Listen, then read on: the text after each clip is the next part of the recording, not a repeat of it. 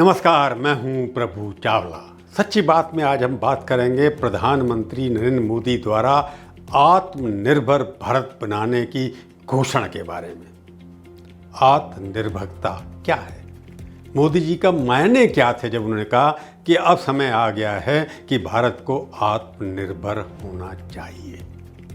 Corona से जोड़ते हुए उन्होंने कहा कि भारत ने सिद्ध कर दिया है कि भारत के अंदर इतनी टैलेंट है, स्किल है कि वो किट्स भी बना सकते हैं, मास्क भी बना सकते हैं। N95 जो मास्क ज़रूरत पड़ते थे, भारत ने उसके ऊपर रिकॉर्ड भी तोड़ दिया। सारे विश्व की नज़रें भारत के टैलेंट के ऊपर, भारत के स्किल के ऊपर लगी हुई हैं। 20 लाख करोड़ का उन्होंने एक पैकेज भी देश को दिया, जिसके पीछे ये था कि हम भारत को आत्मनिर्भर बनाएंगे। सबके लिए कुछ ना कुछ उन्होंने घोषणा की। किसान को, मजदूर को, रेहड़ी वालों को, उद्योगपतियों को, छोटे को, बड़े को, सबको कुछ करने की कोशिश की। परंतु मूल मंत्र यही था कि अब समय ऐसा आ गया है जिसके अंदर भारत के हर नागरिक को आत्मनिर्भरता के ऊपर काम करना पड़ेगा। उन्होंने कहा सोचो लोकल, यानी कि स्थानीय चीज़ों के बारे में सोचो लोकल और हो जाओ वोकल, यानी कि बोलिए ज़्यादा कि हमारे पास अच्छी चीज़ें हैं, भारतीय सब कुछ बना सकते हैं, भारत विश्व के नेता भी बन सकते हैं। इसको देख कर के कि भारत के अंदर अभी तक क्या हो रहा था, हर चीज़ विदेशी के नाम से बेची जाती थी। हर विदेशी कंपनी भारत के अंदर आकर के, जैसे ईस्ट इंडिया कंपनी ने किया था, अपना अड्डा जमाया और लूट करके चले गए। अभी भी देखते हैं फॉरेन कैपिटल आ रही है ऐसे सेक्टर्स में जहां पर वो इन्वेस्ट करते हैं, या कि स्टॉक मार्केट में करते हैं, कंपनी के शेयर्स खरीदने में करते हैं। डायरेक्ट फॉरेन इन्वेस्टमेंट जिसको कहते हैं, यहाँ पर कारखाने लगाएं, यहाँ पर बड़े बड़े इंफ्रास्ट्रक्चर प्रोजेक्ट को खड़ा करें, उसके अंदर फॉरेन कैपिटल ज़्यादा नहीं आ रही थी। भारतीय प्रधानमंत्री मोदी जी के लिए आत्मनिर्भरता का ये सपना कोई नई बात नहीं है। सितंबर 2014 को भी उन्होंने एक घोषणा की थी, मेक इन इंडिया, कि भारत में बनाइए।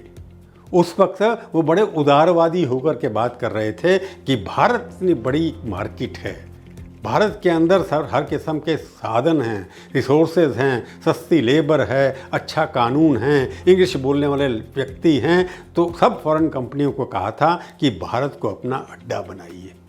उन्होंने उनके लिए कंसेशन भी किया, 25 सेक्टर खोल दिए, कोई लिमिट नहीं रखी कि आप आइए यहाँ पर पैसा लगाइए और भारत में बना करके विदेशों में भेजिए। बड़ी बड़ी कंपनियों ने कहा कि हम इतने करोड़ इन्वेस्ट करेंगे, इतने हज़ार करोड़ डॉलर लाएंगे। आज 2020 में देखा जाए तो जो घोषणाएं उस वक्त की गई थी, उसके अब 20% भी अभी तक नहीं आई। अब हम विदेश पर निर्भरता करते हैं। आज हर एक किसी महिला के घर में जाइए, गांव के अंदर भी जाइए, उसके हाथ में सुई जो होती है वो भी चाइना की बनी होती है। उसके बच्चे के लिए छोटा सा खिलौना होता है, वो भी चाइना के लिए होता है। बच्चों की साइकिल भी चाइना की है, बच्चों की किताबों के साथ पेंसिल जो आती है वो भी चाइना की है। अमेरिका में जाइए तो चाइना की है। अब ये बात हो रही है कि कोरोना की वजह से लोग चाइना से हट करके भारत में आएंगे। जापान ने अपनी 500 कंपनी को कहा है कि आप चाइना से निकल करके बाकी देशों में जाइए, परंतु भारत में अभी तक 3 ही आई हैं। इसका कारण क्या है? भारत में अच्छी चीज़ें हैं, एनवायरनमेंट है, परंतु यहाँ की बाबूगिरी जो है ना, वो दादागिरी की तरह काम करती है। और भारत के अंदर ओरिजिनल सोचने वाले नहीं हैं। भारत के साइंटिस्ट बाहर जा कर के काम तो करते हैं, परंतु देश के अंदर उनको कोई मौका नहीं मिलता। भारत अगर आज पीछे रह गया, जो सोने की चिड़िया होता था, यहाँ पर लोग बात करते हैं कि भारत के अंदर जब युद्ध हुआ था तब वहाँ पर टेलीविज़न भी हुआ करता था, पुष्प विमान भी हुआ करते थे रामायण के अंदर, परंतु अब ये सब चीज़ें यहाँ क्यों नहीं बनती? उसका कारण ये है कि भारत की बाबूगिरी, भारत के पढ़े लिखे लोग विदेशी सोचते हैं और देसी पहनते भी नहीं हैं। और R&D, रिसर्च एंड डेवलपमेंट, जिसके बेसिस पर भारत का विकास होना चाहिए था, उसके ऊपर भारत सरकार ने या यहाँ की कंपनियों ने खर्च ही नहीं किया। उन्होंने खाली विदेशी मुद्रा खर्च करके बाहर से टेक्नोलॉजी मंगा ली, बाहर से पार्ट्स मंगा लिए। हर चीज़ भारत से बाहर से आकर के यहाँ इकट्ठी की जाती है और उसको बेचा जाता है। क्या आपको पता है कि भारत R&D यानी रिसर्च एंड डेवलपमेंट के ऊपर कितना खर्च करता है? केवल 0.6% भारत की जितनी जीडीपी है उसका 0.6% खर्च करता है। और अमेरिका कितना खर्च करता है? 3%। इजराइल खर्च करता है 4%। साउथ कोरिया छोटा सा देश है 4.5%। चाइना भी 3% खर्च करता है। उनकी इनकम हमसे कई गुना ज़्यादा है, उसके ऊपर रिसर्च खर्च करते हैं, जिसकी वजह से वो हर चीज़ नई बना लेते हैं हर साल के अंदर। भारत के अंदर क्या बना?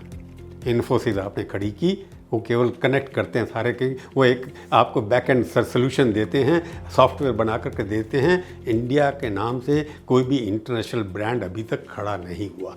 क्यों नहीं खड़ा हुआ? हर चीज़ यहाँ पर गाड़ियाँ फॉरेन नेम से आती हैं। मारुति नाम की एक देसी कार खड़ी हुई थी, उसको भी जापानियों ने बदल के सुजुकी बना दिया। क्यों नहीं होता? क्योंकि हम रिसर्च पे खर्च करते नहीं।